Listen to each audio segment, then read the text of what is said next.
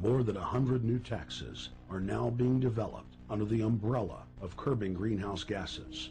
The new taxes will be paid directly to the private bank consortium. At the producer level, taxes will be paid on farm animals' flatulence. At the consumer level, there will be carbon taxes on all forms of meat, beef, poultry, pork, and fish.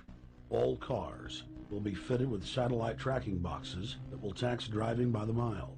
And an added tax will be placed on all fossil fuels, including motor oil and natural gas. All plastic products will have a carbon tax added.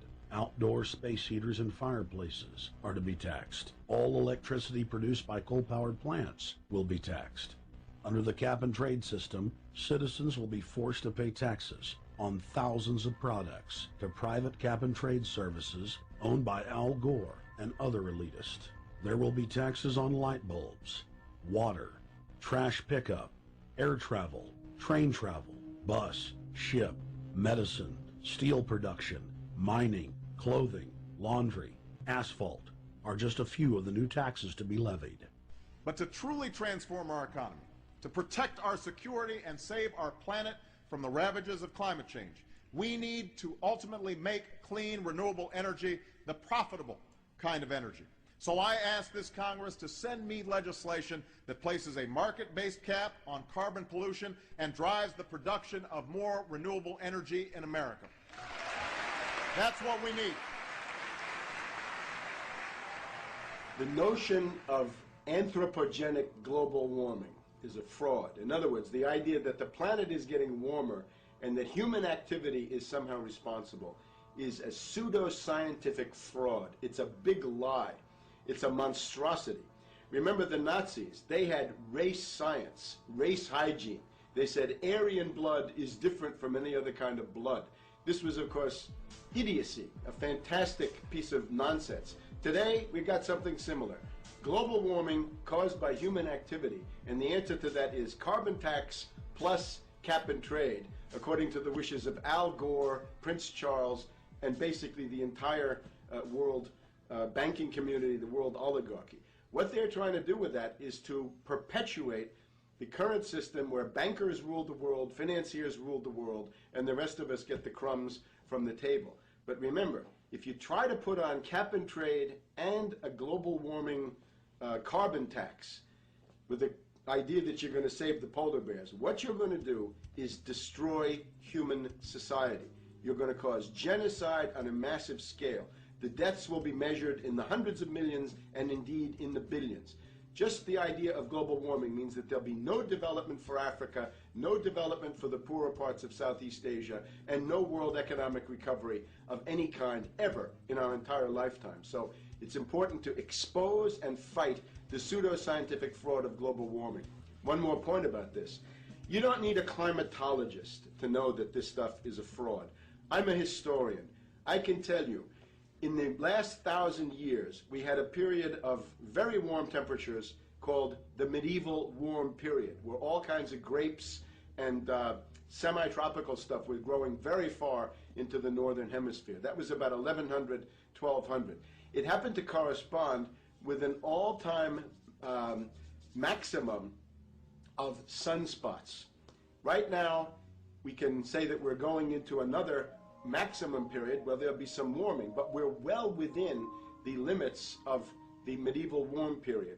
About 1600 to 1650, there was an ice age in northern Europe. The North Sea was filled with ice. The German and Dutch ports and the English ports were filled with ice. That corresponds to an all-time minimum of sunspot activity, the Spörer minimum and the Maunder minimum. So this has largely got to do with solar activity. We can see that other planets, not just the Earth, are warming slightly as a result of increased solar activity.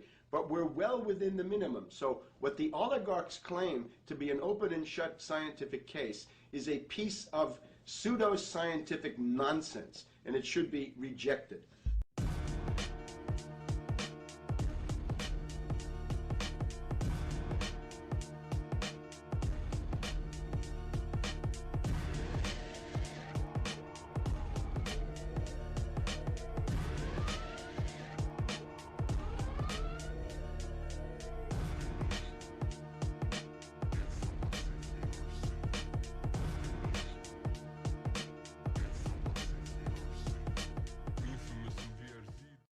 when people say we don't believe in global warming, I say, no, I believe in global warming. I don't believe that human CO2 is causing that warming. A few years ago, if you would ask me, I would tell you it's CO2. Why? Because just like everyone else in the public, I listened to what the media had to say. Volcanoes produce more CO2 each year than all the factories and cars and planes and other sources of man-made carbon dioxide put together. More still comes from animals and bacteria, which produce about 150 gigatons of CO2 each year, compared to a mere 6.5 gigatons from humans. An even larger source of CO2 is dying vegetation, from falling leaves, for example, in the autumn. But the biggest source of CO2 by far is the oceans. Because ruminants in the rumen don't have access to oxygen, they need to produce a different range of end products. And one of the key ones from the rumen is methane.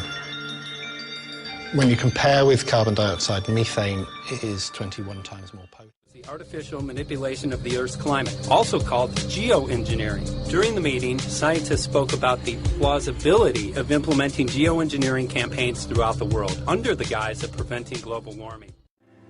Going back 50 years, there's been countless climate manipulation, weather modification programs that the vast majority of the public is completely unaware of.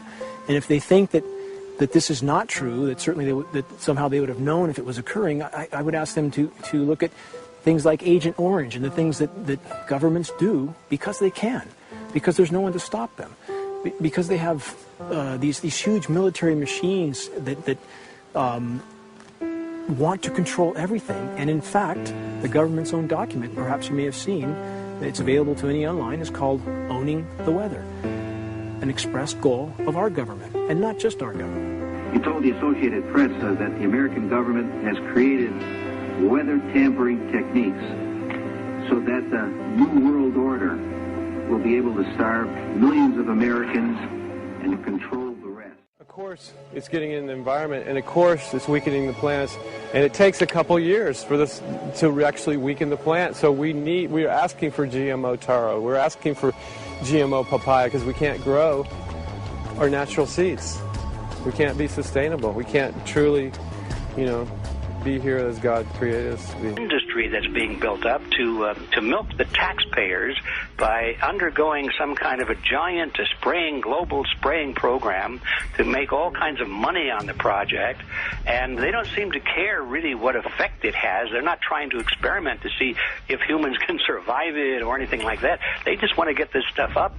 And then we discover, as we're going further down the line, that there are companies generating genetically modified organisms, seeds, modified seed crops they're being engineered to resist the aluminum in the soil.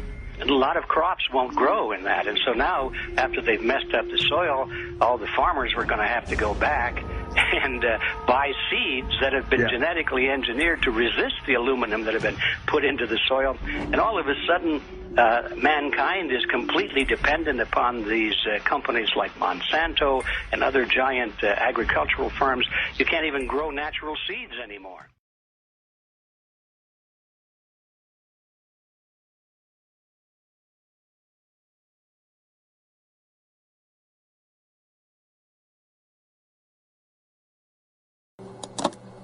Monsanto. For 20 years I've traveled the globe, and everywhere I've heard about this American multinational. But what I've heard hasn't always been positive. Wanting to know more, I surfed the web for months to put the pieces of the puzzle together.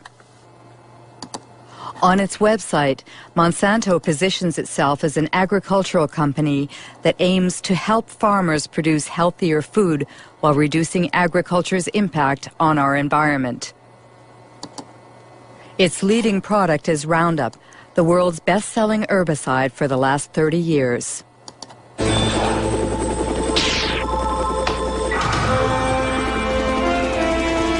One shot, all it takes for weeds. Roundup. Monsanto is also the world leader in biotechnology. 90% of the GMOs grown on the planet belong to them. Most of them have been genetically modified to resist the application of Roundup, like Roundup-ready soybeans.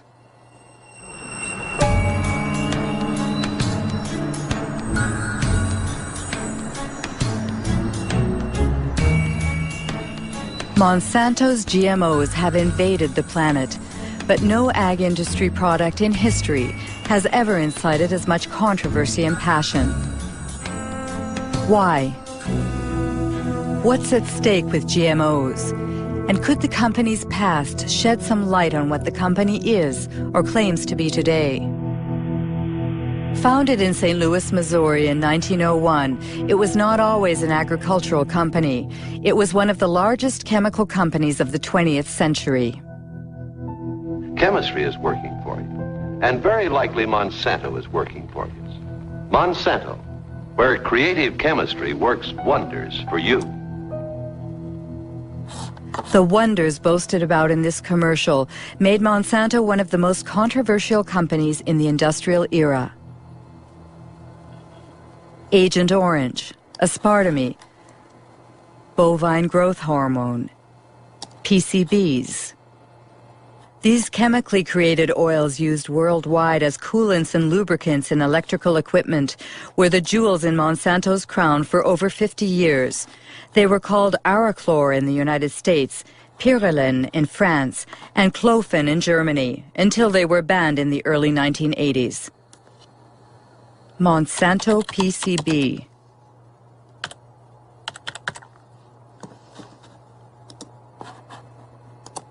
A Washington Post article from 2002. Monsanto hid decades of pollution. It happened in Anniston, Alabama. See this grass right here? They buried PCBs over here. Monsanto got permission to bury PCBs in Anniston. And this is Snow Creek right here, where they put the cement in here. It comes from the plant discharging to PCBs all the way down through here. And it was poisoning. They never told anybody, but they told the state. The state didn't tell us.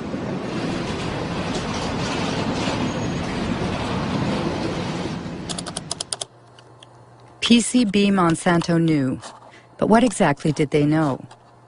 An environmental organization in Washington, D.C., headed by Ken Cook, has put internal Monsanto files online. Most of them are classified confidential.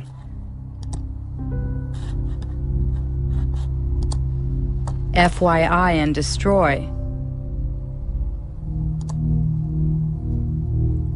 1937, exposure to PCBs provokes systemic toxic effects and acne-form skin eruption. In 1961, 2 workers developed hepatitis symptoms after a pipe broke in a factory using PCBs. In 1966, Monsanto scientists placed fish in Snow Creek's water. All were dead in 3.5 minutes. Pollution, a letter addressed to sales executives in 1970. This is the one that really tells you the story. They're saying, we can't afford to lose $1 of business. Their neighbors in Anniston were not told about the poisoning that they were inflicting upon them because they didn't want to lose $1. It was only when lawyers went to court on behalf of people in Anniston and forced the company through the legal system to disclose these internal secret documents that we knew what they knew. They knew the truth from the very beginning. They lied about it. They hid the truth from their neighbors. They hid the truth, in many cases, from the government authorities. And when they did share information with government authorities that should have been acted upon, the government authorities, instead of siding with the people who were being poisoned, sided with the company. They sided with Monsanto. It was outrageous, absolutely unforgivable. That's a horrible story. But what do scientists think about it?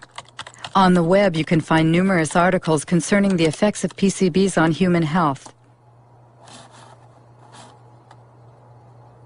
David Carpenter is one of the most qualified specialists in the field. He carried out the testing for the Anniston residents. We all have PCBs in our bodies. The polar bears and the penguins have PCBs. And what has happened is in the past, There were a few sites where PCBs were released, but over time they've gone into the air, they've gone into the water, they've transported, so the whole world is now contaminated with PCBs.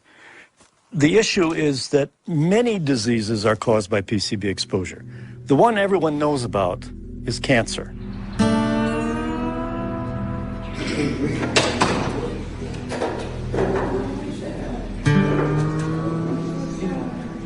My test results stated that I had 202 parts per billion in my system. Women that get pregnant and have PCBs in their body will have a child with a reduced IQ. 29.6. PCBs cause reduced thyroid function. Over 1,800. PCBs interfere with sex hormones. Pass away, just let me pass away. Pass away in peace. He's going to pay, I said then. He is going to pay for the way that he has done to us. In 2001, 20,000 Anniston residents filed 2 lawsuits against Monsanto. Monsanto and its subsidiary, Solutia, settled by paying $700 million to compensate the victims, to clean up the site, and to build a specialized hospital. But no Monsanto executive was ever sued. To do justice. Under American law, in most instances, it's very rare for executives or officials in these companies to be held criminally responsible. So we have the civil system, the civil courts. We make them pay. And the truth of the matter is, in most instances, the price these companies pay decades later is a fraction of their profits. And this is why it pays to keep these problems secret. And it makes you wonder what they might be keeping secret now. I have to say, we would never trust a company like Monsanto to tell the truth about a pollution problem or about a product. We would never trust them.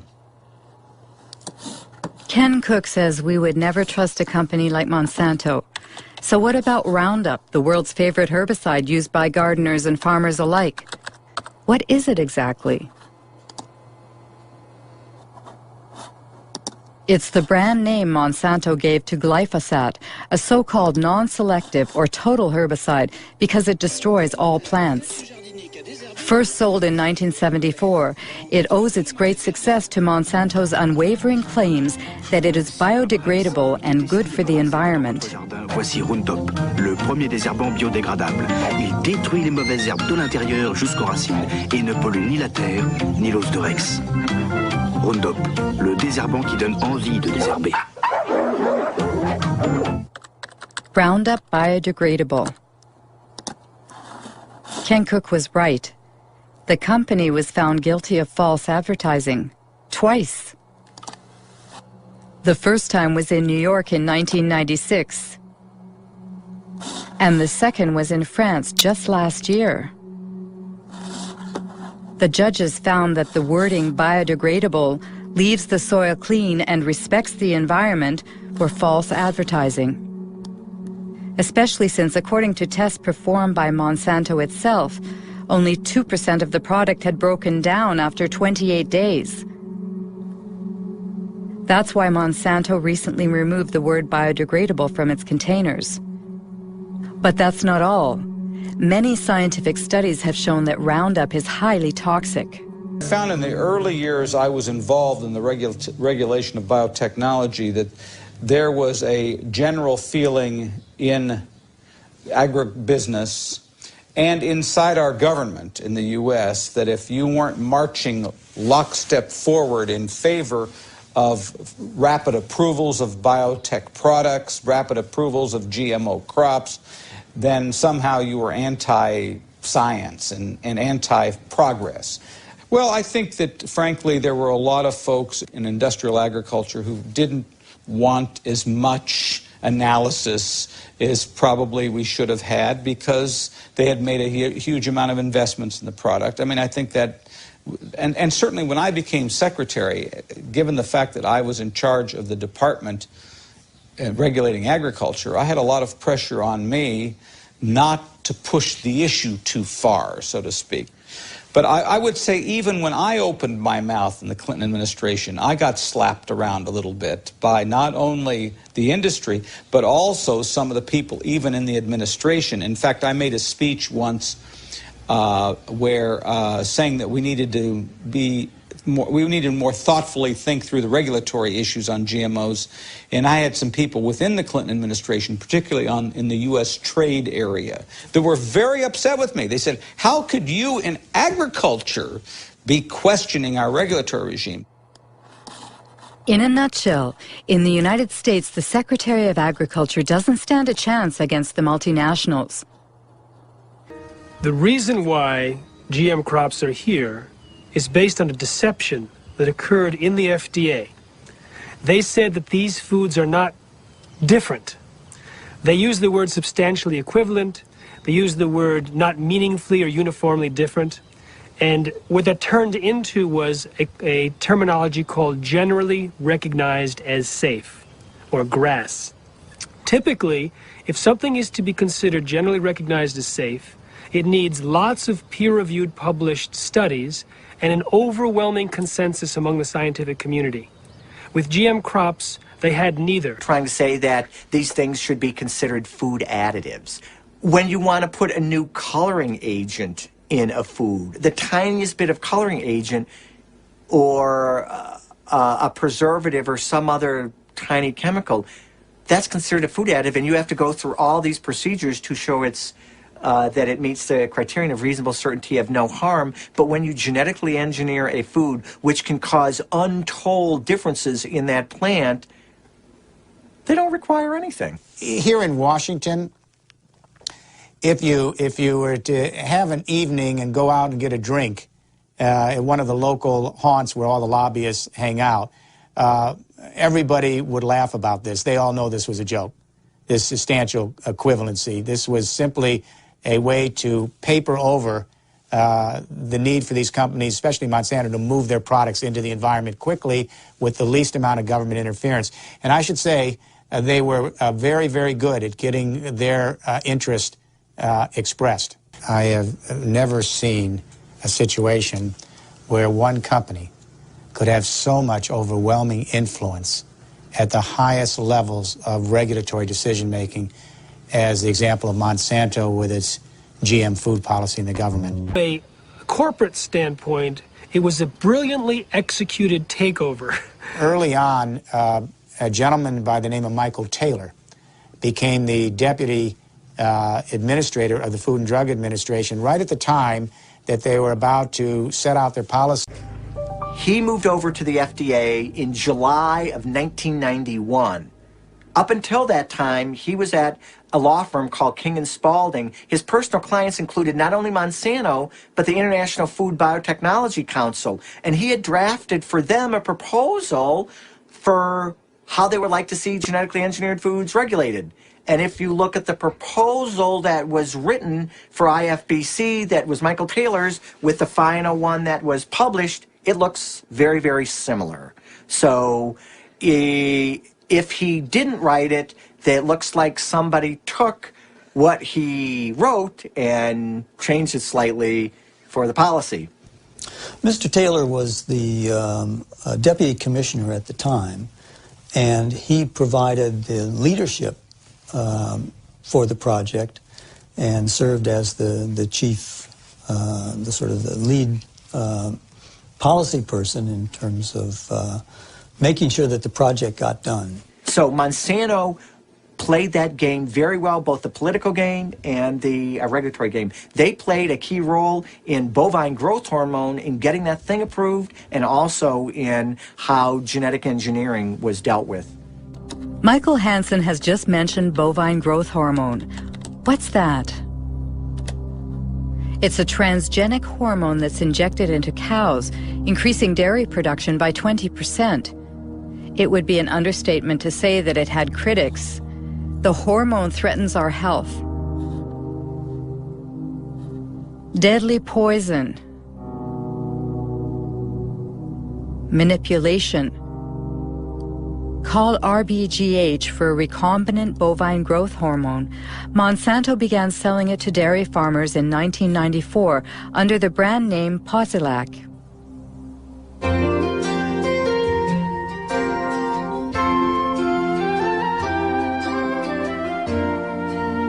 Posilac is the single most tested new product in history. You'll soon see the dramatic results Posilac can offer you. In 1985, Monsanto submitted Posilac to the FDA for market approval. The experts at the FDA's Center for Veterinary Medicine reviewed the studies that the company had carried out on experimental herds. At the FDA, the veterinarian in charge of reviewing the data was Richard Burrows. In an interview, he stated that agency officials had suppressed and manipulated data. Data that they came in with lacked a lot of insight into the dairy industry. They didn't ask crucial questions about these diseases, and that is mastitis, which is infection of the mammary gland, and reproductive problems. So when the first data came in and that was missing, I said, all right, guys, you need to go back and get information. So that set it back probably 2 or 3 years. Did you warn the FDA about your concerns? They pretty much just sidetracked me. They pulled in, my boss pulled in other people that were closer to him, and I saw less and less of the data. Even the things I had asked for to be done, I didn't, like the mastitis studies, I never really got to see a lot of that because they figured, well, if you're in the way, we'll get you out of the way. So they sidetracked me. Eventually I was fired. One day I was escorted to the door and told that was it. I was done. Have you been threatened? Yes, mainly by the lawyers for Monsanto, because when I was going for my appeal, they told my lawyer that if I went in and revealed any company secrets in my defense, that they would sue me. In the end, the FDA was forced to reinstate this conscientious veterinarian. He eventually resigned, disheartened.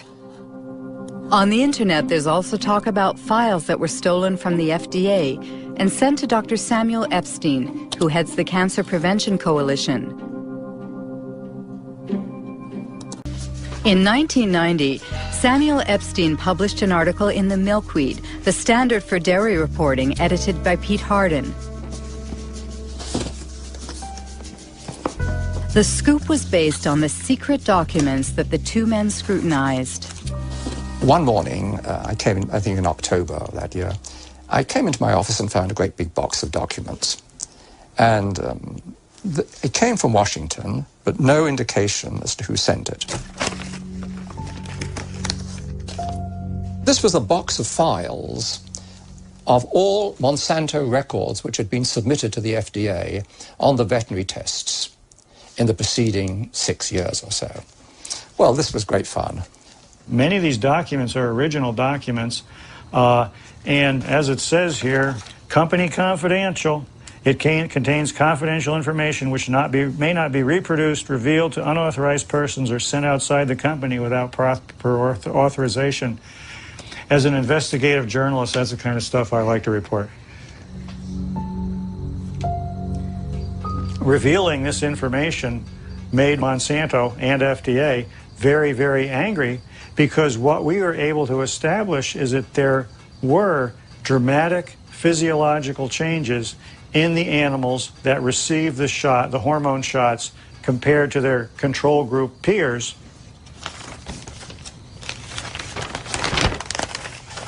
For example, we see the ovaries of the cows receiving the synthetic hormone in the different treatment groups were, for the right ovaries, 34% larger, 42% larger, and 44% larger. Elsewhere in the stolen files, it shows how there were severe problems with the reproduction of these treated animals. For Monsanto, the hormone is not only safe, it is actually beneficial for consumers. Because the chemical composition of the milk is not altered as a result of Posilac, the manufacturing and taste properties do not change. It's untrue or lie, whatever adjective you want to use. It's a very different product. It's a very, very different product in many, many ways. First of all, as there's a high incidence of mastitis in the cows, there'll be pus in the milk. And then you'd find antibiotics given to the cows to treat the mastitis. So a wide range of antibiotics would be in the milk. Apart from that, and very, very importantly, very substantial increases in levels of IGF-1, or insulin-like growth factor 1. There have been a series of studies, somewhere in the region of 60, relating increased levels of IGF-1 and breast, colon, and prostate cancers. Lawyer Stephen Drucker represents a coalition of nonprofit associations. He sued the FDA, forcing it to declassify its internal files on GMOs. We received over 44,000 pages from the FDA's own files, and they revealed that the FDA has been lying to the world since 1992, if not before. But they continue to lie. They are still lying. They claim that there's an overwhelming consensus in the scientific community that genetically engineered foods are as safe as their conventionally produced counterparts, and they claim that there has been sufficient data to back up this consensus. Both of those claims are blatant lies. Before the consistent warnings in the memos from the FDA's own scientists, the FDA had very clear warning, because the very first genetically engineered food supplement that came to market in the United States caused a major epidemic. Do you remember what happened in '89 with L-tryptophan? Do you remember? Yes. It was a bioengineered amino acid. We know very well what's amino acid and... Right. That killed dozens of people and made hundreds and hundreds sick. It caused an epidemic of an unusual disease called EMS. Right. And how many people died? Right, but we have many... 37. And more than 1,000 people disabled. You remember? I do remember. And you said, according to FDA administrative record, we do not yet know the cause of EMS, nor can we rule out the engineering of the organism. Did you say that? That I read? Yes. If I type in Monsanto falsified scientific studies, I get 174,000 hits. Among them, a report from the EPA of the United States. Monsanto accused of falsifying studies concerning the carcinogenicity of dioxin.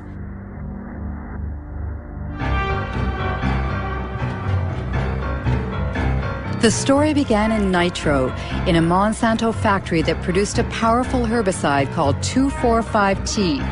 In 1949, an explosion in the factory provoked unexpected side effects.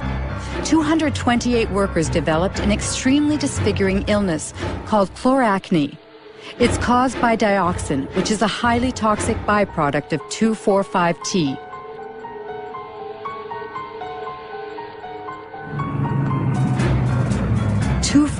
T was the main ingredient in Agent Orange, the defoliant used by the U.S. Army during the Vietnam War. During the war, 40 million liters of Agent Orange, containing 400 kilograms of pure dioxin, were sprayed on trees in southern Vietnam. 3 million people were contaminated, including thousands of American soldiers. Even some 40 years after the end of the war, dioxin continues to claim more victims. We know today that this poison provokes cancer and serious genetic malfunctions.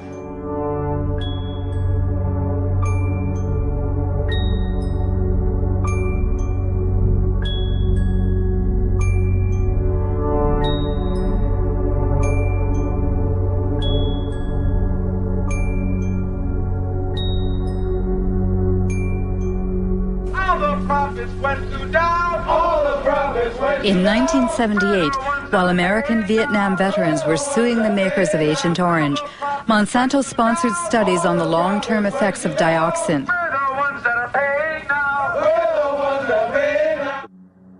The company paid scientists to compare the health of workers who had been exposed during the nitro plant's accident 30 years prior to the health of non-exposed workers.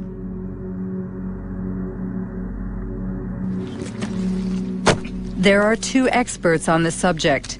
William Sanjour, who led the Toxic Waste Division of the Environmental Protection Agency, and Gerson Smoger, a lawyer who represents Vietnam veterans. In 1990, Dr. Kate Jenkins, a colleague of mine at EPA, wrote a memorandum pointing out that allegations had been made that those studies, some of those studies that Monsanto had conducted were flawed. And if they were done correctly, would have reached just the opposite result that Monsanto had. The Monsanto studies showed that dioxin was not a human carcinogen.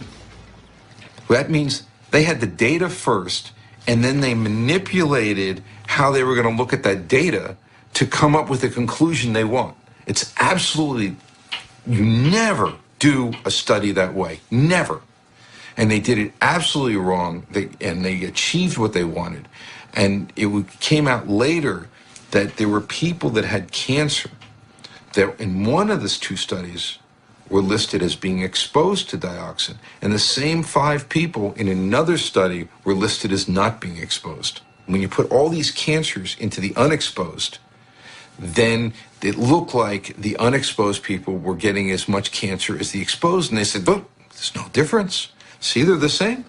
So then thousands of veterans were disallowed benefits because of exposure to Agent Orange. So all policy was affected by those studies for 7 to 9 years in this country. Being a good scientist and a good EPA employee, and someone, by the way, who was quite fearless, Kate Jenkins wrote a memorandum to the EPA Science Advisory Board asking them to review these 2 studies to see if they were correctly done. The fact is, there was no investigation of Monsanto. It didn't exist. Nobody investigated those studies. Nobody, period. What they investigated was Kate Jenkins, the whistleblower. They made her life a hell. They harassed her. They changed her jobs. They persecuted the poor woman. If you think of Monsanto today, they're telling that their GMOs, for instance, are sound and safe. Do you trust I wouldn't the believe company? a word that company says, nothing. I might trust some independent source who investigated their claims, depending on who that independent source was and how good they are and how independent they are. Precisely. In order to prove the safety of Roundup-Ready soybeans, Monsanto carried out a study which was published in 1996 in a well-respected scientific journal. The study was supposed to assess the effects of GM soybeans on animal health, specifically on rats. This study was thoroughly reviewed by both a Danish scientist, now deceased, and the Norwegian specialist Ian Prime. I'm afraid to say, value this study very poorly indeed. It's very disappointing, very disappointing. Especially because this paper sort of served as a basis for the whole principle of substantial equivalence. I can just cite, which is again a bit surprising, although the animal feeding studies provide some reassurance that no major changes occurred. Now, some reassurance, now that's good enough. I want 100% reassurance, not just some reassurance. They talk, for example, about the, on page 723, except for the darker brown colour, livers appeared normal at necropsy. I mean, you can't do that without looking inside. You have to look at the content inside the liver, taking sections, showing under the microscope that there is no difference. They've used, for example, older rats. Obviously, again, if you want to avoid any problems, okay, use an adult. But if you want to see if any changes are evident, then you should use younger individuals, of course. In some ways, you can say it's bad science because a lot of the data that they should have shown isn't shown. But did you try, for instance, to get access to the raw data? I didn't. A colleague of mine did, and spent quite a frustrating length of time going through different offices and so on. But finally, the answer was the answer was no. If there was nothing to hide, then there should be no problem. You should be willing to distribute your material for anybody to do work on. And when you keep it tight, then you suspect that there's why is this the case? One thing is sure, thanks to this limited study, Monsanto's GMOs have inundated the world, principally in North and South America, Asia, and Australia. After only 10 years, transgenic crops now cover 250 million acres. 70% are Roundup resistant, and 30% have been genetically modified to produce an insecticide called Bt.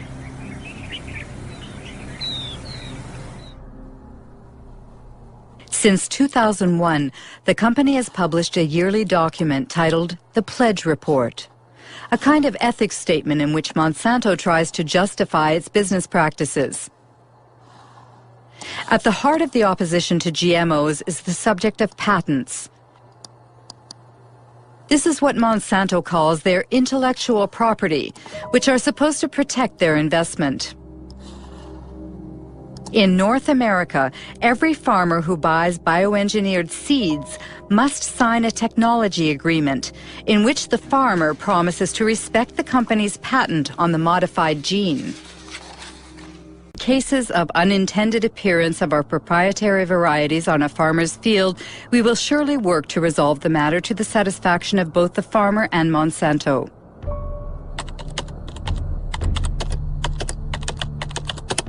The reality seems much less idyllic.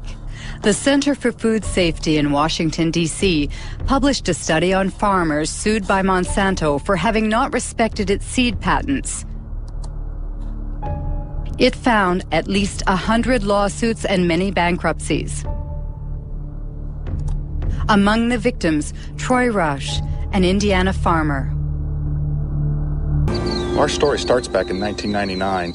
A gentleman, and I use that term loosely, showed up at my mother and father's farm, and he claimed to be a private investigator hired by Monsanto. And he was out investigating farmers saving their own seed, and asked us, he'd come right out and ask us if we'd saved their seed, and we told him no, we had not, and offered up our herbicide purchases and seed purchases, all the receipts and everything. Told him where everything was purchased so he could go check it out for himself. He declined that offer, and what occurred is then they sued us. Monsanto filed a lawsuit against myself, my father, and my two brothers. And Monsanto presented us with documents that they claimed were samples taken from our farms. To obtain those samples, Monsanto had to have trespassed upon our land without our permission and stole those samples. That year, I recall we had 492 acres of Roundup Ready soybeans, and they were grown under contract for a company for seed. And the contract was very specific. It spelled out the specific fields, so it wasn't a problem in isolating those fields. Everybody knew it. And why did you settle out of court with Monsanto? Well, after 2.5 years of this, the family was just destroyed. The stress involved in this, I mean, they're in essence threatening 5 generations of work. And if they would to prevail in something like this, it's all gone. They take it all away. They take it all away. Good morning. Morning, sir. How are you this morning, Troy? I'm well. How are you, David? Still surviving? Good. Troy Roush and David Runyon grow conventional soybeans. They have been victims of the so-called gene police. Created by Monsanto to enforce its law in the fields, the gene police sow fear in rural America, where farmers denounce the totalitarian methods used in a GMO-dominated world. I have some pictures here for you, Troy, I'd like you to look at. Okay. Here's what I have done, Troy, to help prevent re-entry on my farm of anyone coming onto my farm. summer. It was in July of 2003. And they came, it was the latter part of July, they came to my house. It was like 7 p.m. Who came? Monsanto employees. And they presented me a business card. And they asked me a few questions about the kind of soybeans I plant, the kind of corn I plant, where I market my crops. And so I said, okay, that's the end of the conversation. Yeah, patents have changed. They've changed everything. It revolves with a relationship of trust with neighbors. That is gone. Myself, I probably only have 2 farmers that I talk to that are close to me. Are they really afraid, the farmers? Of course they're afraid. You can't defend yourself against these people. They've created a little industry that serves no other purpose than to wreck farmers' lives. Of course they're afraid. Does it mean that you're afraid, for instance, that a neighbor can snitch on you? Yes. Yes? Yeah. Yes. All you have to do is dial 1-800. Dial 1-800 Monsanto. Or no, I'm sorry, 1-800 Roundup. I remember encouraging farmers to call this toll-free number and turn their neighbor in. And why does Monsanto do that? Well, the reason they do it is control. Seeds? Yeah. They want to control the seed. They want to own life. I mean, this is the building blocks of food we're talking about. They are in the process of owning food. All food. Between 1995 and 2005, Monsanto acquired over 50 seed companies throughout the world. These companies produce corn, cotton, wheat, and soybean, and also seeds for tomatoes, potatoes, and sorghum. Everywhere, people worry about Monsanto's monopoly, which in the long term threatens to wipe out all non-transgenic varieties. India is the world's 3rd largest cotton producer. In 1999, Monsanto acquired Mexico, the country's leading seed company. 2 years later, the Indian government authorized the sale of BT cotton under the brand name Bollgard. It is genetically modified to produce an insecticide which repels bollworms, a cotton parasite.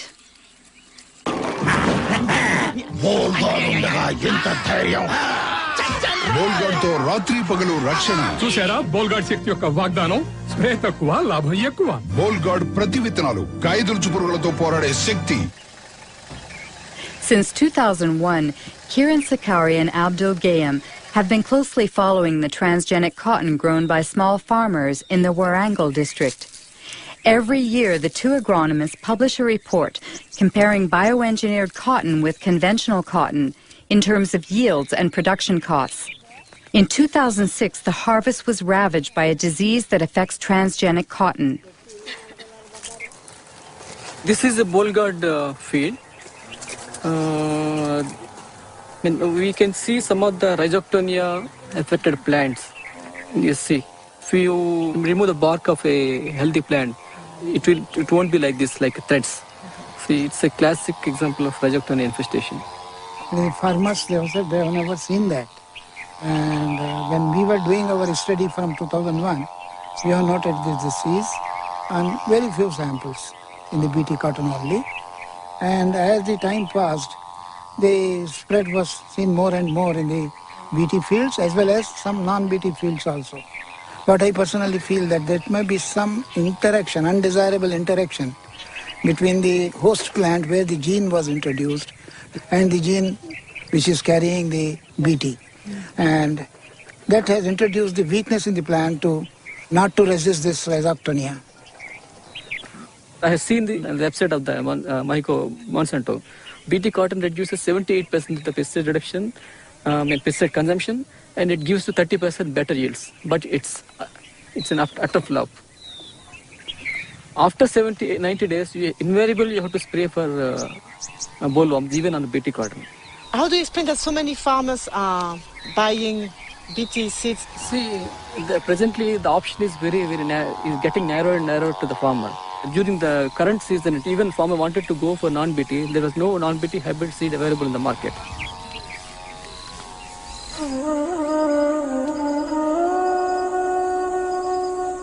Today in India, Monsanto controls nearly all of the cottonseed market. forcing the locals to buy its seeds at prices 4 times higher than conventional varieties. Small farmers must turn to moneylenders who charge high interest rates. If the harvest is poor, it means bankruptcy, a vicious circle which is decimating Indian villages.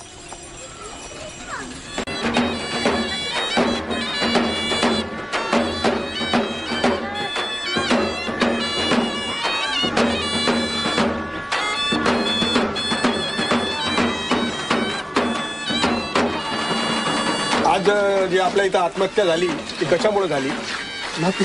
BT cotton. अजून काय कारण होतं? कर्जबाजारी.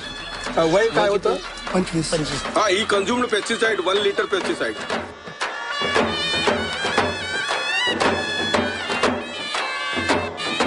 पहिलं suicide आहे का? नाही.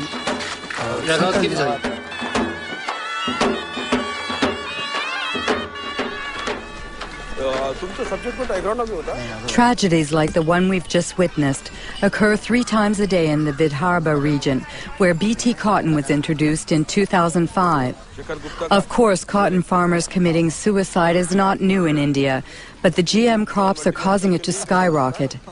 However, in this battle that pits David against Goliath, few dare to publicly denounce this international scandal.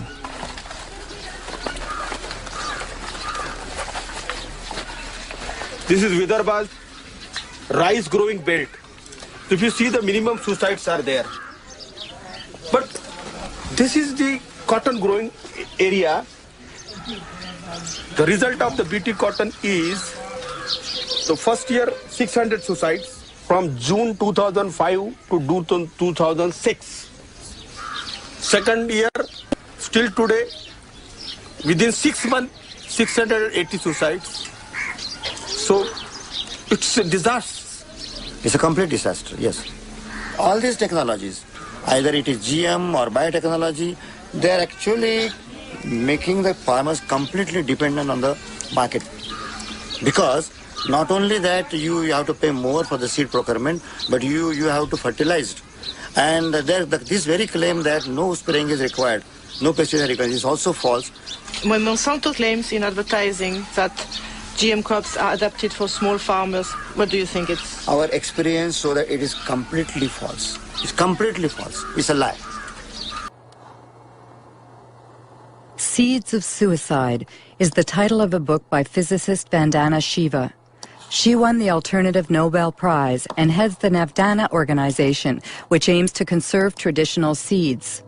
In the beginning, Vandana Shiva's battle was against the first Green Revolution, which brought industrial agriculture to India in the 1960s. Today, she denounces what she calls the second Green Revolution, that of GMOs protected by patents.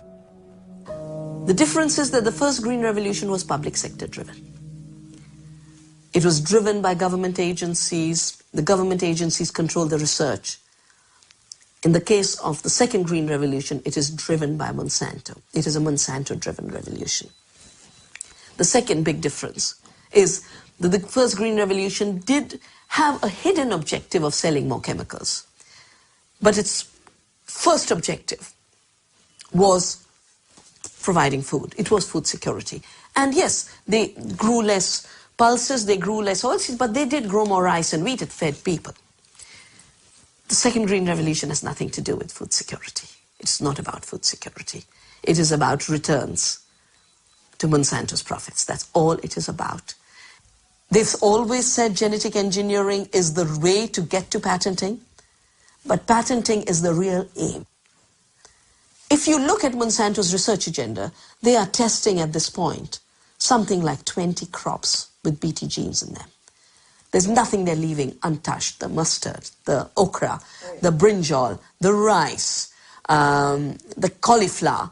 Once they have established the norm that seed can be owned as their property, royalties can be collected, we will depend on them for every seed we grow, of every crop we grow. If they control seed, they control food, they know it, it's strategic, it's more powerful than bombs, it's more powerful than guns. This is the best way to control the populations of the world.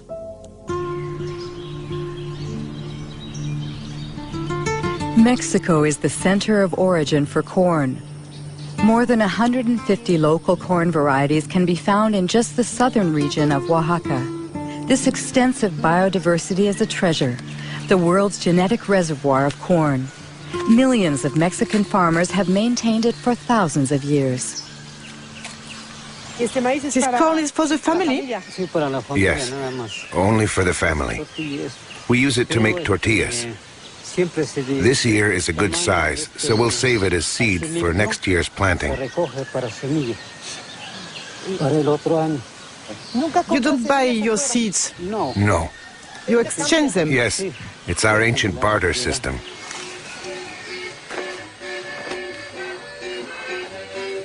To preserve its corn's diversity, Mexico has banned genetically modified crops. However, due to the NAFTA free trade agreement it signed with the United States and Canada, Mexico cannot stop the massive importation of American corn, 40% of which is genetically modified. This industrial corn, as it's called in Mexico, is highly subsidized by the U.S. government. So on local markets, it costs half as much as traditional Mexican corn.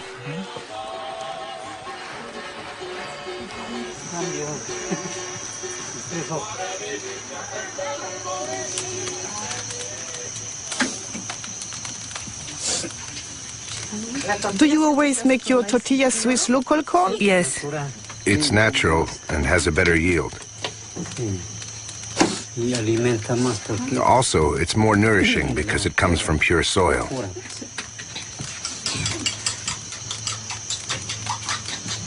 That's blue corn. In the past, my ancestors only planted this kind of corn. Today, we maintain it as well. It existed before the Spanish conquest? Yes. There's another kind of conquest. What's the new conquest?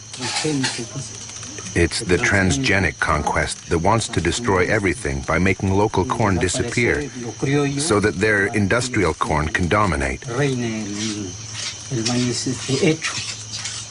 If they succeed, we'll be dependent on multinationals. We'll be forced to buy the fertilizer and insecticides they sell, because without them, their corn won't grow. Whereas the local corn grows very well without fertilizer or herbicide. Look at it. It's very beautiful. In Paraguay, 70% of the farmland is owned by only 2% of the population. With GMOs, the concentration is increasing. 3/4 of the soybean producers are foreigners staking claims for this new green gold. The ban on animal-based feed after the mad cow epidemic and the recent biofuel craze have caused soy prices to soar, triggering a rush to round up ready crops. According to the last census in Paraguay, each year 100,000 people leave rural areas to live in urban slums.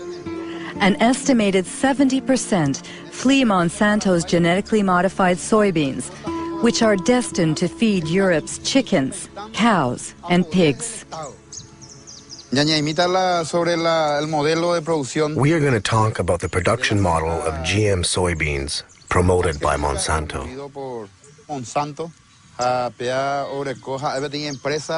It's a true multinational company. It's everywhere in the world. Its objective is to control all of the world's food production through farmerless farming.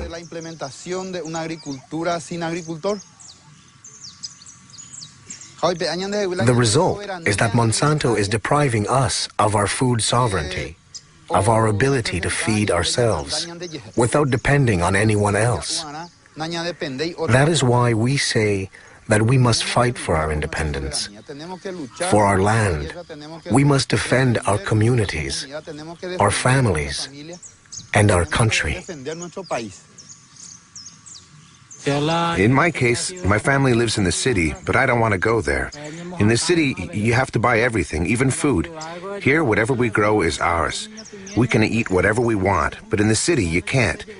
If you don't have money, you have to search for food in garbage cans.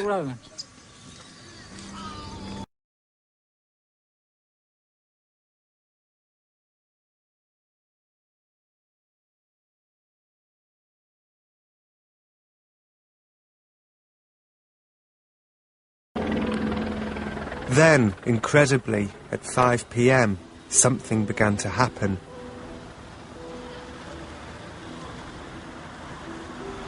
Later I managed to get a copy of the guest list, the names of the men who really did roll past us up the drive of the Caesar Park. There was Umberto Agnelli, chairman of Fiat. There was Paul Allaire, chairman of Xerox.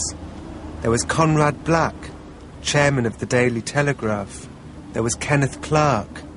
There was Donald Graham, publisher of the Washington Post.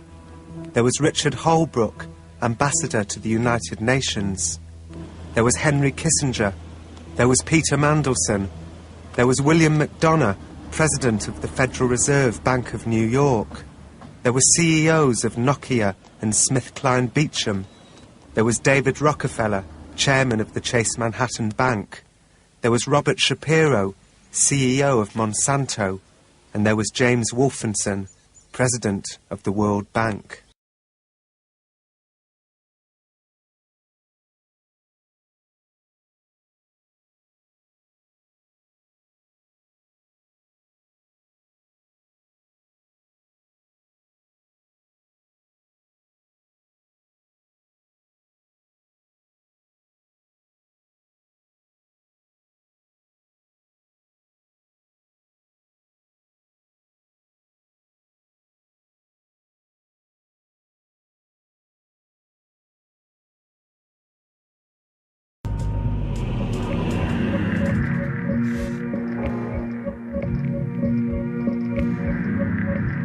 Something happened in 1940 which marked the beginning of a new era, the era of the ability to synthesize and create on an unlimited scale new chemicals that had never existed before in the world. And using the magic of research, oil companies compete with each other in taking the petroleum molecule apart and rearranging it into, well, you name it.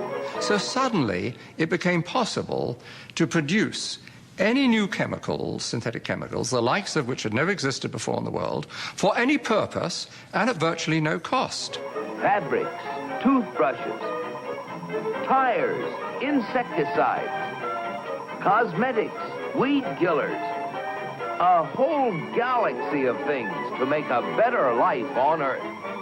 For instance, if you wanted to go to a chemist and say, look, I want to have a chemical, say a pesticide, which will persist throughout the food chain, and I don't want it to have to renew it very, very often. I'd like it to be relatively non-destructible. And then he'd put 2 benzene molecules on the blackboard and add a chlorine here and a chlorine that, and that was DDT. When the 8th Army needed Jap civilians to help them out in our occupation, they called on native doctors to administer DDT under the supervision of our men to stem a potential typhus epidemic. Dusting like this goes a long way in checking disease, and the laughs are them. Pardon our dust.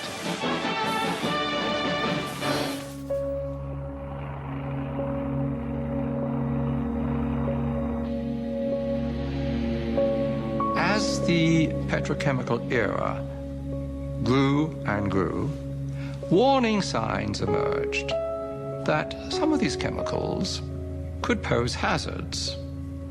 The data initially were trivial, anecdotal, but gradually a body of data started accumulating to the extent that we now know that the synthetic chemicals which have permeated our workplace, our consumer products, our air, our water, produce cancer and also birth defects and some other toxic effects.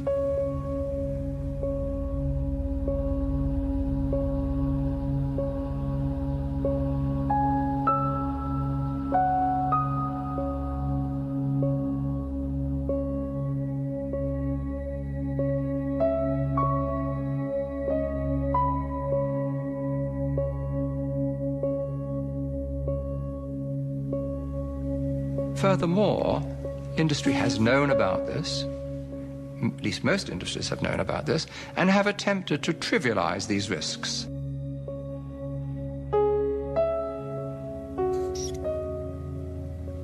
If I take a gun and shoot you, That's criminal. If I expose you to some chemicals which knowingly are going to kill you, what difference is there? The difference is that it takes longer to kill you. We are now in the midst of a major cancer epidemic, and I have no doubt, and I have documented the basis for this, that industry is largely responsible for this overwhelming epidemic of cancer, in which 1 in every 2 men get cancer in their lifetimes, and 1 in every 3 women get cancer in their lifetimes.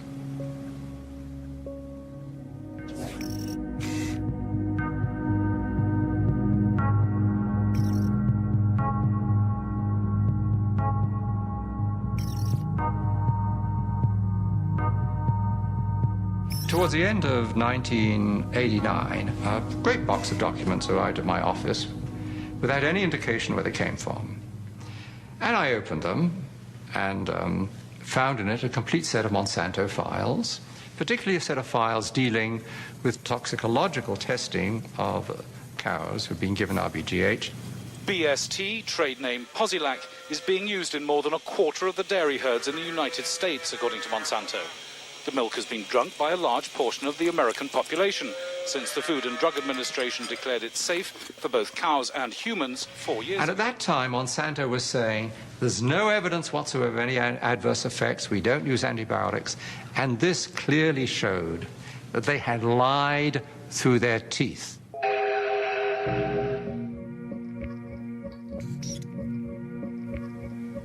The files described areas of chronic inflammation in the heart, lung, kidney, spleen, also reproductive effects, also a whole series of other problems.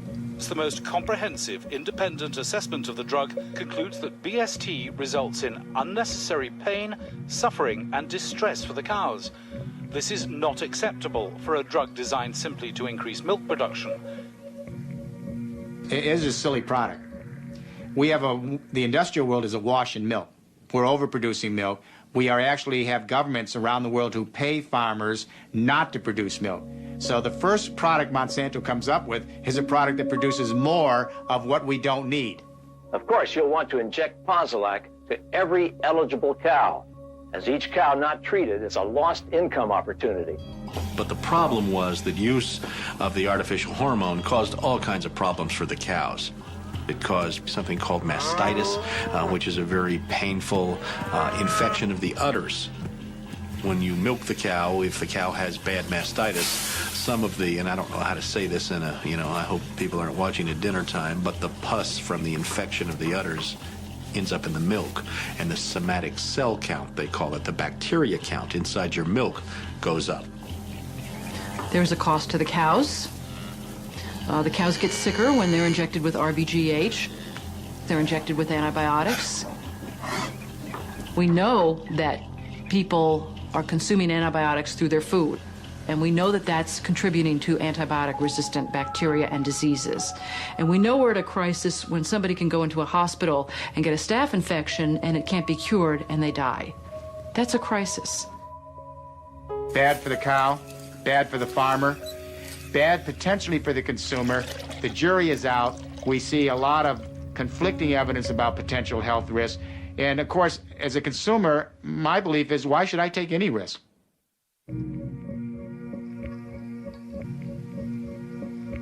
Factory farm cows have not been the only victims of Monsanto products. Large areas of Vietnam were deforested by the U.S. military using Monsanto's Agent Orange. The toxic herbicide reportedly caused over 50,000 birth defects, as well as hundreds of thousands of cancers in Vietnamese civilians and soldiers, and in former American troops serving in Southeast Asia. Unlike the Vietnamese victims, U.S. Vietnam veterans exposed to Agent Orange were able to sue Monsanto for causing their illnesses. Monsanto settled out of court, paying $80 million in damages, but it never admitted guilt.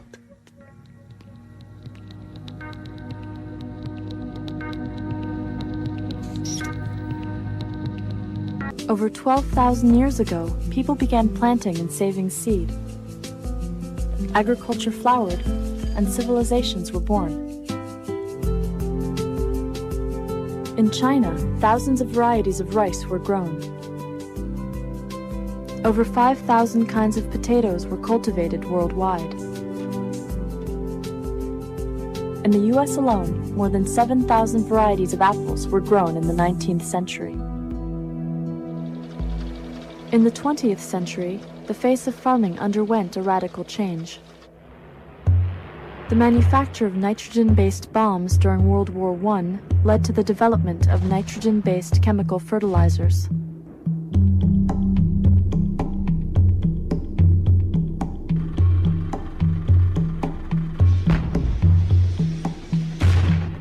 Nerve gas, developed during World War II, was slightly modified to make insecticides.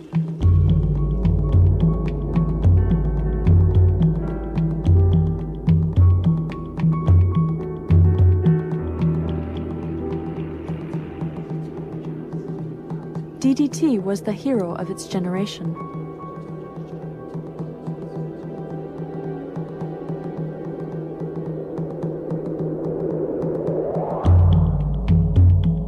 New technologies promised higher yields, increased food production, cheaper prices, and greater availability.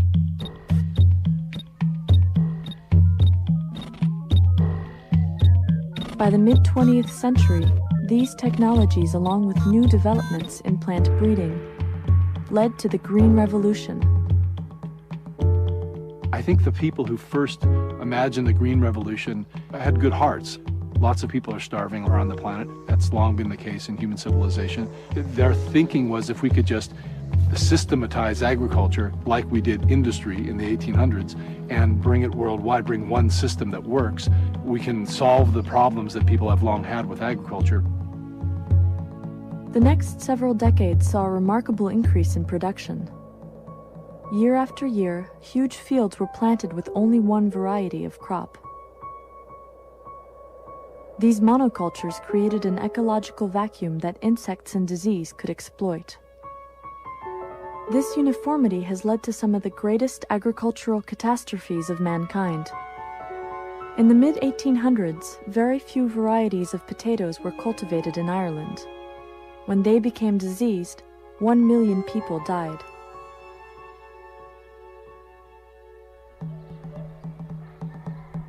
When the same potato blight attacked Peru, they suffered fewer consequences.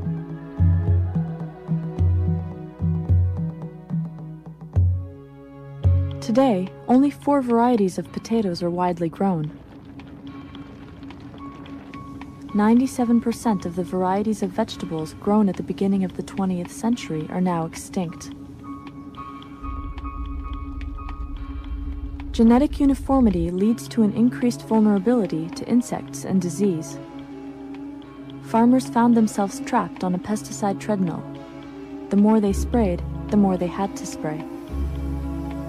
The increased use of fertilizers, pesticides, and herbicides increased costs, polluted water, and created health risks. Then in the 1970s, Monsanto introduced Roundup. Because of its ability to kill most weeds, it became one of the most popular herbicides in history. In the mid-1990s, building on technologies that used gene splicing, the Green Revolution turned into the Gene Revolution.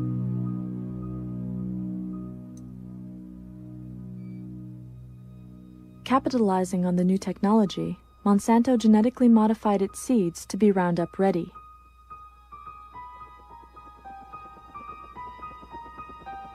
Normally, Roundup kills anything green, but if the plant is Roundup ready, when it is sprayed, it doesn't die. Now the company that sells you the herbicide also sells you the seed. With Monsanto's BT corn, the corn itself is registered as an insecticide. This is because every cell has been engineered to manufacture BT, a natural bacterial toxin. If a corn borer eats any part of the plant, it will die. One of the most controversial aspects of the Gene Revolution is the patenting of seeds. There was a very good reason why for virtually 200 years the Patent Office and Congress did not allow for the patenting of life. The right to patent is guaranteed by Article 1 in the Constitution. Food crops were deliberately excluded from patenting on moral grounds. Starting in the 1930s, plant breeders were given the right to patent their work. But the patent protection did not extend to the subsequent generations of seeds. You know, clearly when you patent a tennis racket, let's say with a new sweet spot, you can describe that very accurately to the patent office. But how in the world can you describe a whole plant, much less generations down when that's changed and mutated? But in 1978, Dr. Ananda Chakrabarty took the first living organism to the patent office. Chakrabarty was an engineer for General Electric, and he created an oil-eating microbe and tried to get it patented. And the U.S. Patent Office said, no way, we do not allow you to patent parts of nature. You know, if you have a tennis racket or a toaster, you can patent that, but you can't patent a part of nature. But General Electric and Chakrabarty were very insistent. They took it all the way to the Supreme Court. In a one-vote majority decision, they said, you can patent this genetically engineered microbe. Interestingly enough, this oil-eating microbe was never used because even though it did eat oil and oil spills, it apparently ate a lot of other things for dessert. The floodgates were now open for genetic engineering. During the Reagan administration, they said, let's patent animals. And then human genes and human body parts. I think what the companies would like to say is, we are patenting the gene. And wherever that gene goes, we own anything that we put it in. If it goes into a plant, we own the plant. If it goes into an animal, we own the animal. They might even say around the world, if it goes into a human being, we own that human being. There would be some constitutional problems with that in the United States. But they clearly would want their patent to follow the gene. The issue of patenting life has never been voted on by the people or the Congress of the United States. It actually means giving corporations, incredibly, the power to own, control the species of the earth. While corporations were patenting everything under the sun, they were also busy in another area. Starting at about 1995, the stock market was running up, and Monsanto was buying up seed companies, and DuPont was buying Pioneer, and there was this, basically, the U.S. pesticide industry bought the seed industry for all intents and purposes.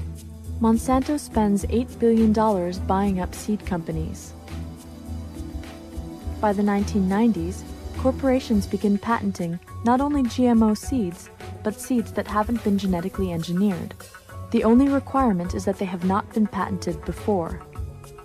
It's one of the wonderful things about what our government has done for the years with seeds is trying to save seeds so that we can preserve biodiversity. What companies have done is gone into those seed banks, find the seeds that aren't patented, and patent them. And as long as they're the first person at the patent office, they get the patent.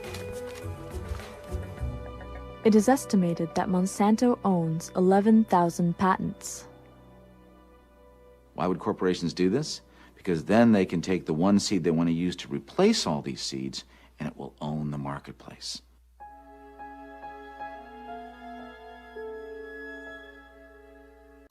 I've been farming for 53 years, and in those years I've grown mostly wheat, canola, oats, and peas. This field has had wheat, and the field behind me has canola in it, or rapeseed as it is known in Europe. When our grandparents came to this country, there was no such thing as chemical companies or seed companies, and they had to rely and develop their own seed, borrow seed from their neighbors, or bring it from Europe with them. Percy was known in this part of Canada as a seed developer and a seed saver. I would say that our best grains, our best seeds, have not been developed by research people or scientists. They have been developed by farmers. In 1997, Percy sprayed Monsanto's Roundup around the power poles and ditches as he had done for years. Some canola plants did not die. I thought initially that some of those plants didn't die because I had been spraying year after year after year with Roundup in the same area, and companies warn you, you shouldn't spray every year because you could develop a resistance. Monsanto found out about it, and they went on my land that I farm without my knowledge, without my permission, and took plants or seeds and said some of that was Monsanto's Roundup Ready canola. In August the 6th of 1998, they launched a lawsuit against me. Monsanto claimed that Percy had illegally obtained their genetically modified canola without a license and had infringed on their patent. Patents historically have been for things like, I've used the example of a carburetor. Well, a carburetor doesn't get up one day and start replicating itself everywhere and introducing itself into your car so that all of a sudden you have somebody else's carburetor one morning and then you get sued for patent infringement. So that's the unique nature of this type of technology, that once you've unleashed it into the environment, uncontrolled and unconfined, it will spread everywhere. Before the main trial, Monsanto withdrew then all their allegations against me that I had ever obtained a seed illegally. And they went on to say that it didn't matter how the seed got on to my land, I still infringed on their patent. Because my land is on the east side of the road, the main road, the prevailing winds here are from the west. So it would be natural for the canola that blew off of trucks to land in the field here. In fact, one farmer told me that when he drove past my land hauling a Roundup Ready canola, his tarp had broken, and he estimated he lost enough past my 2 miles of land to seed 2,000 acres. Well, I think one of the biggest issues in the case is where to draw the line between the people and the companies who produce and come up with this new technology. The line ended up being drawn way into the farmers' fields. And our contention was the line should clearly be drawn such that farmers have a right to continue to farm. They should be able to save and reuse their own seed. They should be able to buy seed, conventional seed, from their neighbors as they've had in the past, without having to worry about whether they're infringing somebody's patent now. 1999, when I went to seed my canola fields, I was advised by my lawyer not to use my own seed again because I now knew it was contaminated by Monsanto's genetic altered canola. And it was seed that was adapted to this region and grew quite well because it was resistant to various diseases. Percy destroyed over 1,000 pounds of seed that he and his wife had developed over decades. The lawsuit and my loss of my seeds was the hardest thing that could have ever happened to us. Now here Monsanto comes along, what we worked for all these years, they just want to take it away just like that from us. I could never do that to go into their office and take anything. I would be prosecuted.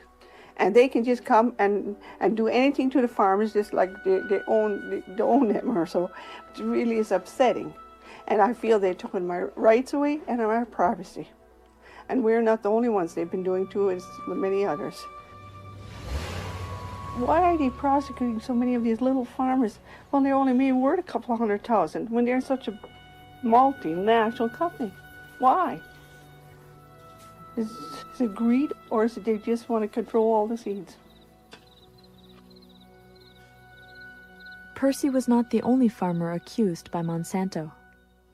In the summer of 2000, my family and I were discussing how rude we thought it was that Monsanto never sent us a letter or thanked us for cooperating with their investigation into our business. We were stunned when in late July of the year 2000, we received a letter from a law firm in New Orleans that was representing Monsanto Company, accusing us of infringing on their patent.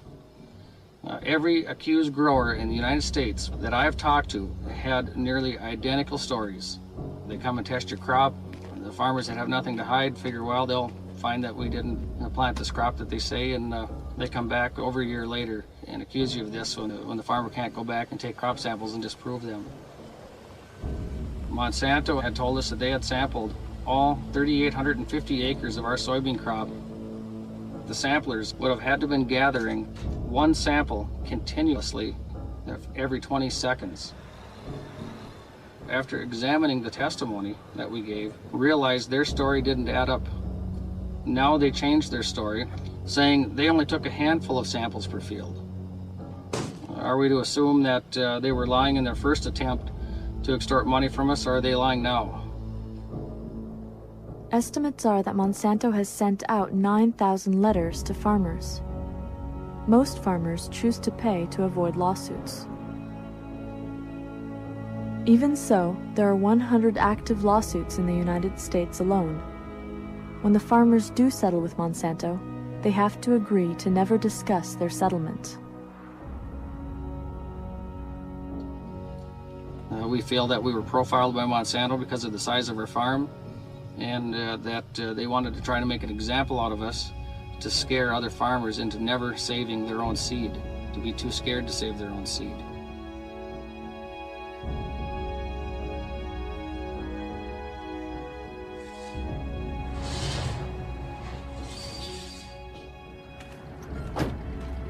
Eventually, my case went to court after 2.5 years, and Monsanto dragged me through those courts in pre-trial. They did everything to break me and basically took all of our retirement funds, because just my lawyer fees alone up to date have been around $200,000. One of the sons said, "Mom and Dad, I hope it won't get you down because they're trying to destroy you, but I hope you're strong and you just get through it all." He says, that's the only way changes will be made in our country with these big companies. Monsanto ready to wage war. Schmeizer's case opened the door for Monsanto to pursue other patent breaches. A lot of people have asked me why I didn't just settle. I probably could have settled for maybe a slap on the wrist or maybe a few $1,000s fine. But what I did was talk it over with my wife and said, look, they destroyed our seed, everything we've worked for in the last 50 years. And if I sign this, that I grew genetic altered canola without a license when we were doing our own thing, minding our own business, I couldn't live with myself. And I feel that it was taking my fundamental rights away from me. My grandparents left a system like that way back, turn of the century, to get away from control and a feudal type system. Are we going to want to go back to that? And we said no. We'll fight it and stand up for what we believe in.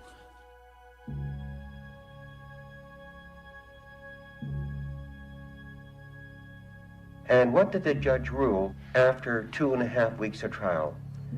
He said it didn't matter how Monsanto's genetic altered canola got into my field.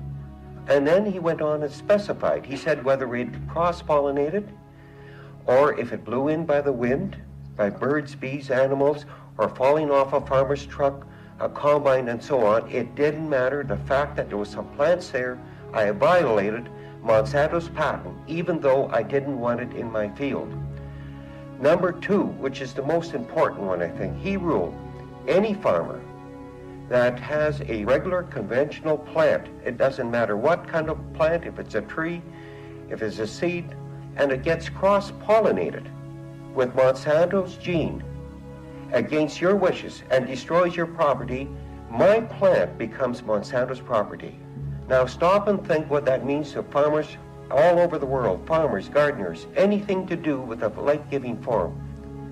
The third issue he ruled, the fact that I never used Monsanto's patent, which means I never used Monsanto's Roundup Ready herbicide or glyphosate on my crop, he ruled that's immaterial. He said the fact was that there were some plants there. So that shows you the power of patent law over farmers' rights. Using biotechnology to produce food is not new. For nearly 6,000 years, people have used yeast, a living organism, to make bread rise. And we've used biotech for almost as long to ferment beer and wine. So there's really nothing new here. But that is completely wrong. Genetic engineering is really a radical revolution in food production. It's really a cell invasion technology. You know, people have heard they're taking a flounder gene and putting it in tomato so the tomato can last in cold temperatures. But people don't ask, how does that flounder gene get in that tomato? How does it get in there? And what really happens is, the only way you can do it is to invade the cell of the tomato and deposit the flounder gene. Well, what's good at invading cells? Bacteria and viruses. After 12 years of searching, Monsanto found a soil bacteria that is naturally immune to Roundup herbicide. Their goal was to generate DNA from these bacteria into various plants.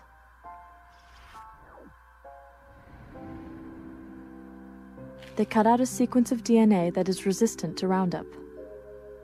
But if this DNA sequence alone is inserted into a corn plant, it will have no effect. So the next step involves E. coli bacteria. Gaps are created in the E. coli DNA, and when the two test tubes are mixed together, some of the E. coli DNA recombines with the Roundup-resistant bacteria. Then the technicians smuggle the engineered DNA into the cells of the corn plant they want to modify. Cells will naturally reject foreign DNA, so they developed a method using soil bacteria that causes tumors in plants. They use this bacteria to ferry the engineered DNA into the plant's nucleus. There are also two other methods used to get the engineered DNA through the cell wall. One uses a stream of electricity to create tiny holes in the plant cells so they become vulnerable to infiltration by foreign DNA. Another is the gene gun, which blasts particles of gold coated with engineered DNA into the plant cells.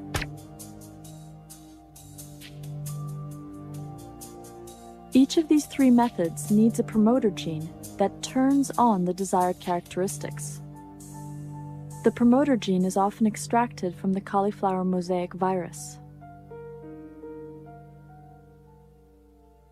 This capacity of bacteria and viruses to invade mammals in different ways is what really has a lot of people edgy about biotechnology, because that's really what the tools are all about. In order to move genetic material from one organism to another that don't normally cross, you've got to sort of behave like bacteria and viruses and invade into the cells and become established, just like a virus must become established. And they do one more thing. They attach to that an antibiotic marker system. The antibiotic marker is a gene which is naturally resistant to a specific antibiotic, so later they can test whether the genetic cassette is being expressed. The most cataclysmic force in the food system right now is the fact that the medical community is just terrified about the loss of antibiotics. No one really understands how using antibiotic marker genes in genetic engineering techniques might contribute to the problem. The biomedical community on a worldwide basis is absolutely focused on this problem now.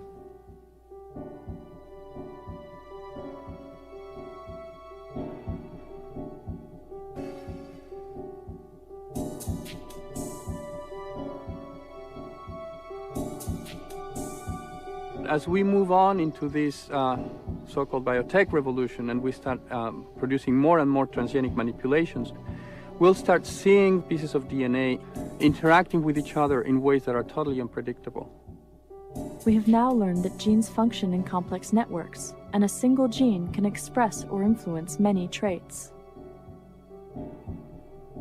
I think this is probably the largest biological experiment humanity has ever entered into.